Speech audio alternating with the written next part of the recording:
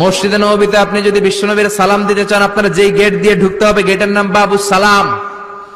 বাবুস সালাম দিয়ে যদি আপনি ঢুকেন, বিশ্বনবীর সালাম দিতে পারবেন। ওইটাই হলো মসজিদে নববীর প্রথম কাতার। লাইনে দাঁড়ালাম, ঢুকলাম।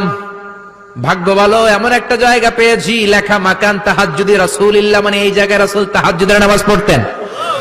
আল্লাহর শুকরিয়া আদায় করে 2 রাকাত সালাত পড়ে আবার প্রথম কাতারে ঢুকে গেলাম। এবার বিশ্বনবীর সালাম দেওয়ার পালা। হাঁটতে লাগলাম সবার সাথে।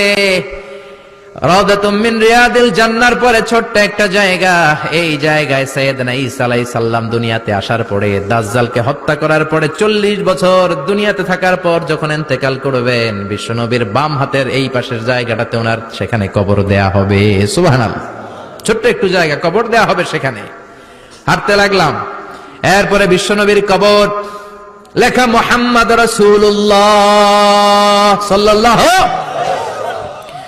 যেই নবীর কথা ছোটবেলা থেকে এতদিন পড়লাম, যেই নবীর হাদিসগুলো শিখলাম, যেই নবীর জন্য আমরা দেহের তাজা রক্তটুকু বিলিয়ে দিতে পারি কি পারি না, ওই নবী নাকি এই জায়গায় শোয়া।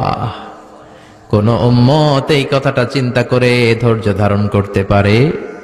নিজেকে সামলে রাখতে পারে না, বুক ফেটে কান্না আসে, চিৎকার দিয়ে নবীরে ডাকতে মনে চায়, কিন্তু ডাকা যাবে না, কারণ লেখা লা তারফাউ আসওয়াতাকুম ফাওকা সাউতিন নবী। খবরদার, এটা নবীর দরবার। নবীর দরবারে উঁচু গলায় বড় গলায় কোনো চিল্লা ফাল্লা বা আওয়াজ করা যাবে? দাঁড় দাঁড় করে মানুষ চোখের পানি ছাড়ে, চিৎকার করে কাঁদতে পারে না। বিশ্বনবীরে চিৎকার করে ডাকতে মন চায়, ডাক দিতে পারে না, চোখের পানি ছাড়ে। আর বিশ্বনবীর সালাম দেয়, সামনের দিকে হাঁটে।